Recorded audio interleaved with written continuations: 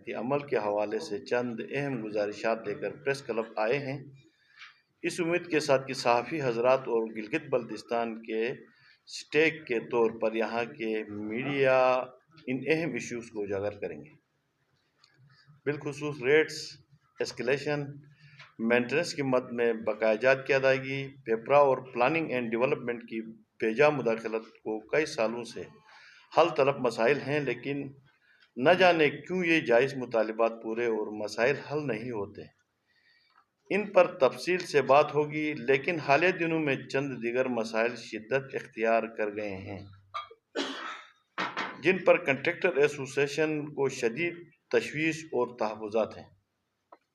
محترم صحافی حضرات، جیسا کہ آپ کے علم میں ہے کہ گلگت بلتستان ایک پسماندہ علاقہ ہے اور یہاں کا ترقیاتی بجٹ اونٹ کے منہ میں زیرہ برابر ہے۔ یہاں انڈسٹری نہ ہونے سے یہاں کے عوام کا دار و مدار یا تو سرکاری نوکری یا سیاحت پر ہے۔ اس کے علاوہ تعمیرات کا شعبہ بھی بڑا شعبہ ہے، جس سے بلا واسطہ ہزاروں لوگوں کا روزگار وابستہ ہے، لیکن بین الاقوامی معیار کے بڑے ادارے جن میں NLC اور HMC شامل ہیں نے گلگت بلتستان کے چھوٹے اور درمیانہ درجے کے ٹینڈر میں شامل ہونا شروع کیا ہے، جس کی وجہ سے خدشات ہیں کہ مقامی ٹھیکیداروں کا روزگار بند ہوا اور ٹھیکیداروں کے ساتھ کام کرنے والے ہزاروں مزدور اور تکنیکی افراد بے روزگار ہوئے۔ گلگت بلتستان کے بجٹ کے چھوٹے منصوبوں میں بین الاقوامی معیار کی کمپنیوں کی مداخلت سے مقامی ٹھیکیداروں کا معاشی اتصال ہو رہا ہے اور ہم نے ہر فارم پر اس کے خلاف آواز بلند کی، لیکن کہیں سے شنوائی نہیں ہو رہی۔ اس لیے ہم تنگ آمد بجنگ آمد کے مصداق اس اقدام کے خلاف احتجاج کا راستہ اپنائیں اور احتجاج کا کام چھوڑ ہڑتال کرنے پر مجبور ہوں گے۔ ہم یہ انکشاف بھی کریں گے کہ ان عالمی سطح کی کمپنیوں کے PC1 کو ریوائز کرنے میں دیر نہیں لگتی اور کام شروع ہونے سے پہلے ہی اربوں روپے کے PC1 ریوائز ہوتے ہیں، جن میں نل تل ایکسپریس وے 16 میگا واٹ سرفرست ہے، جبکہ مقامی ٹھیکیداروں کے تکمیل شدہ منصوبوں کے PC1 گویا کو ریوائز کرنے میں غیر معمولی تاخیر ہوتی ہے اور ساتھ ہی ساتھ مطلوبہ رقم پر کٹ بھی لگ جاتا ہے۔ محترم صحافی حضرات، دوسرا اہم ایشو جو حال ہی میں شدت اختیار کر گیا ہے وہ یہ ہے کہ فیڈرل PSDP کے گلگت کے منصوبوں کے ٹینڈر کو کشمیر افیئرز نے وزارت امور کشمیر منتقل کیا گیا ہے۔ ان منصوبوں کی تعمیر گلگت بلتستان میں ہو رہی ہے۔ یہاں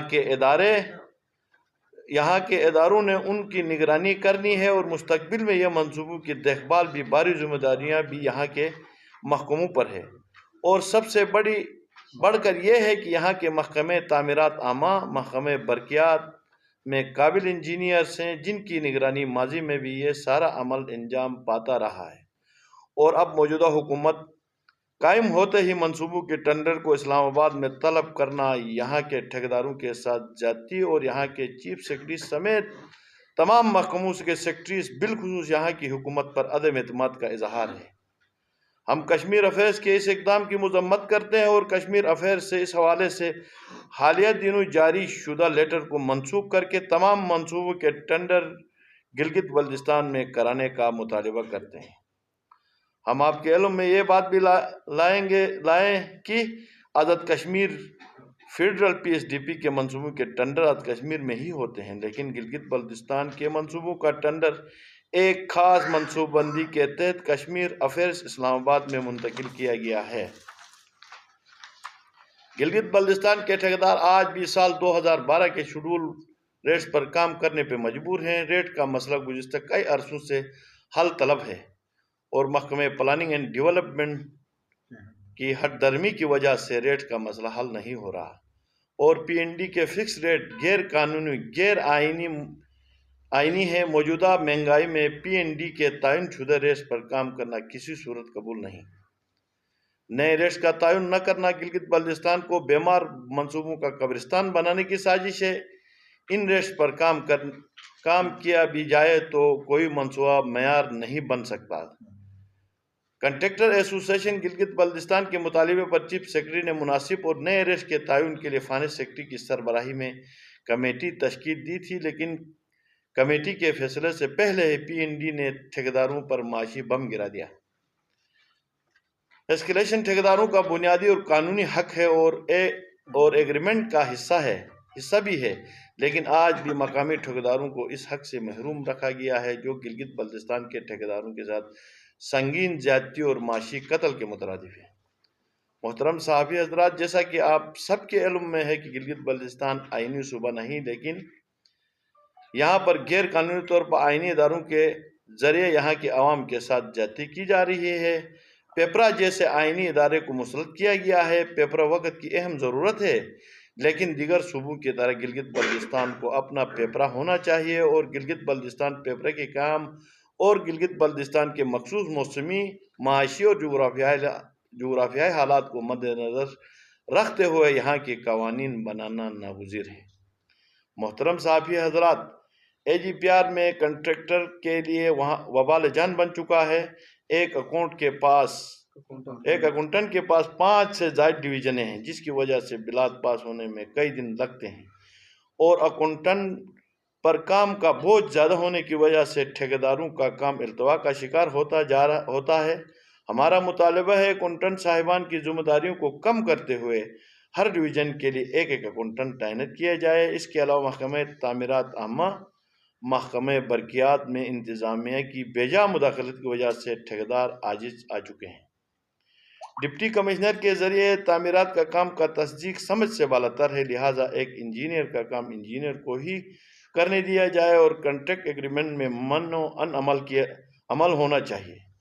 کنٹریکٹر اور محکمے کے کنٹریکٹ اور ایگریمنٹ پر عمل کرنے کا پابند ہے، اور اس پر عمل کرنا ہی محکمہ اور کنٹریکٹرز دونوں کے مفاد میں ہے۔ وزیر اعلیٰ گلگت بلتستان نے غیر ترقیاتی منصوبوں کی مد میں فنڈز کی فراہمی کا وعدہ کیا تھا، لیکن انتظامیہ کی نام نہاد ویریفیکیشن کی نظر ہو گیا ہے۔ آخر میں ہم تمام صحافی حضرات کا شکریہ ادا کرتے ہیں اور گزشتہ ماہ پریس کلب کے پرامن اور شفاف انتخابات میں منتخب کابینہ کو مبارکباد پیش کرتے ہیں۔ نہیں کروں گا میں ایک بات آپ لوگوں سے اپنی ذاتی میری ریکویسٹ ہے، آپ لوگوں کو بخوبی پتہ ہے کہ گلگت بلتستان میں کوآپریٹو بینک کتنی اہمیت رکھتا ہے۔ بہت سارے ہمارے بھائی لگے ہوئے ہیں، روزگار ہے۔ تقریباً جو بھی بینک آتا ہے کوآپریٹو بینک کے علاوہ وہ یہاں پر فعال نہیں ہو سکتا ہے۔ ابھی کیا کوآپریٹو بینک کو بالکل ہی بند کیا گیا ہے، کال ڈپازٹ بھی ایکسیپٹ نہیں ہے، بینک سٹیٹمنٹ بھی ایکسیپٹ نہیں ہے۔ تقریباً ہم جتنے ٹھیکیدار یہاں بیٹھے، ہماری مرگیج کوآپریٹو بینک میں ہوئی کرتی تھی، وہیں سے ہمیں پیسے ملتے تھے۔ ابھی کوآپریٹو بینک کا کوئی بھی چیز وہ قبول نہیں کرتے، ایک قسم کا ختم کیا ہے۔ تو ختم کرنے کی صورت میں دیگر بینکوں تک ہماری اپروچ اس وجہ سے نہیں ہوتی، کسی کا ہیڈ آفس کراچی میں، کسی کا لاہور میں، کسی کا اسلام آباد میں ہے۔ تو کوآپریٹو میں ہم اپنی زمینیں جو بھی چیز مرگیج ہم آسانی سے کر کے، کوآپریٹو بینک اگر فعال ہو گیا، 2 ہی ادارے ہیں، ایک کوآپریٹو بینک ہے، ایک نٹکو ہے۔ نٹکو میں تو انتظامیہ کا چلتا ہے، اپنا جو بھی بڑا ہوتا ہے اپنا لاتے ہیں تو اپنی من مرضی وہاں سے ان کو دانا پانی خرچہ ملتا ہے۔ لیکن واحد کوآپریٹو بینک تھا جہاں سے ڈون سے آنے والوں کو خرچہ نہیں ملتا تھا، جو بھی GM ہوتا تھا یہاں کا لوکل ہوتا تھا۔ اس وجہ سے آخرکار مجبور ہو کر ان کا سٹیٹمنٹ ایک قسم کا ختم کیا۔ 2 منٹ کے لیے ایک دکاندار ہی رکھ سکتا ہے، ٹھیکدار ابھی کوآپریٹو بینک میں پیسہ نہیں رکھ سکتا۔ پیسہ رکھ کر کیا کرے گا؟ اس کا کال ڈپازٹ بھی نہیں چلتا، اس کا بینک سٹیٹمنٹ بھی نہیں چلتا ہے، تو لام شیڈول بینک کی طرف جائیں گے تو کوآپریٹو ختم ہوگا۔ کچھ عرصے بعد کوآپریٹو کے ملازم ہماری طرح یہاں آ کر وہ بھی یہ قوالیاں کریں گے۔ اس لیے میرے آپ بھائیوں سے ریکویسٹ ہے کہ اس کوآپریٹو بینک کا آپ ساتھ دے دیں۔ صحافی حضرات آپ لکھیں، آپ ان کے لیے ان کے حقوق کی جنگ آپ لڑیں۔ جب تک آپ نہیں بولیں گے، آپ نہیں لکھو گے تو میرے خیال میں آہستہ آہستہ یہی 2 ادارے ہیں، کوآپریٹو اور نٹکو، یہ بھی ختم، ہم تو ویسے بھی ختم ہو چکے ہیں۔ ٹھیک ہے کہ نہیں؟ پرسنٹیج میرے منہ سے کیوں سنتے ہو؟ پرسنٹیج کی باتیں تو خود عمران خان کہتا ہے، عمران خان خود کہتا ہے کہ بھائی یہ پرسنٹیج والا معاملہ چلتا ہے۔ دوسری بات، یہاں پر اوپر ایک PND بٹھائی ہوئی ہے، آپ جا کر دیکھو وہاں PND میں کون سا ٹیکنیکل آدمی رکھا ہے؟ PND کا کام ہی کیا؟ ریٹس کے ساتھ PND کا کام کیا ہے؟ پینڈی دے کے جو بھی کاغذ آئے غلط آئے صحیح ہے وہ چیک کرے.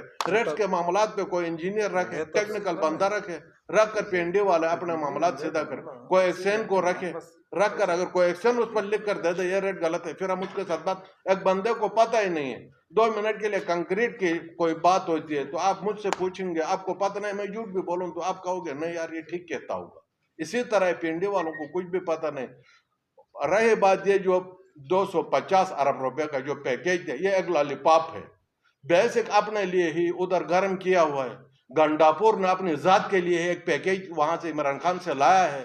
اس کے ساتھ ہماری بدبختی سے ایک اللہ دتا کہہ کر کوئی ہمارا اب افقا کا ہمارے کنٹریکٹر برادری کا ہے کوئی سینئر نائب صدر ہے کہ جنرل سیکریٹری ہے, وہ دونوں مل کر ادھر ہی اسلام آباد میں بھیج رہے ہیں. میں گنڈاپور کا نام لے کر کہتا ہوں یہ سودے گنڈاپور کرتا ہے. یہی آپ سننا چاہتے ہو نا, اور بھی کہو.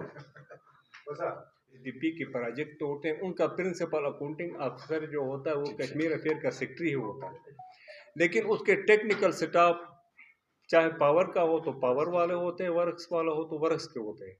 جیسے آپ کا یہ 14 میگا واٹ ہو گیا, 16 ہو گیا, آپ کا نلتر ایکسپریس ہو گیا, ہیزر ہو گیا, اس طرح یہ جو ٹینڈر تھے وہ سارے 250 بیڈڈ ہاسپٹل ہو گیا, یہ سارے سکردو 250 ہاسپٹل وہ سارے ٹینڈر گلگت میں ہی ہوئے تھے. ٹھیک, اب بھی اس کے بعد جو ٹینڈر ہو گئے دو پولی ٹیکنیکل کالج کا ٹینڈر ہو گیا, اسی کے ساتھ 4 میگا واٹ تھک ہو گیا, وہ ٹینڈر نیچے ہو گیا. ہم یہ کہتے ہیں کہ ٹیکنیکل سٹاف ادھر موجود ہے, پی ڈی ادھر سے لینے چاہیے, ٹینڈر ادھر ہونے چاہیے. بے شک پیسے سارا وفاق ہی دیتا ہے, ان کی مداخلت وہ پیسے دینے تک ہونی چاہیے کہ بلکہ میں ٹینڈر کرواؤں میں کشمیر افیئر میں کون سی سٹاف تھا, کوئی سٹاف نہیں, ٹیکنیکل آدمی کوئی نہیں. ہم یہ کہتے ہیں یہاں پر آزاد کشمیر والے اسلام آباد میں کیوں نہیں کرواتے ہیں؟ ہمارا یہ سوال ہے. آزاد کشمیر کے اس وقت 24 پروجیکٹ ہے, 26 پروجیکٹ ہے. 26 پروجیکٹ کا ٹینڈر وہاں ہوتا ہے, وہاں این ایل سی نہیں جاتا ہے, وہاں کے مقامی ٹھیکیدار لیتے ہیں یا پاکستان کی کوئی کمپنی لیتی ہے, لیکن یہاں پہ این ایل سی ہی لیتا ہے.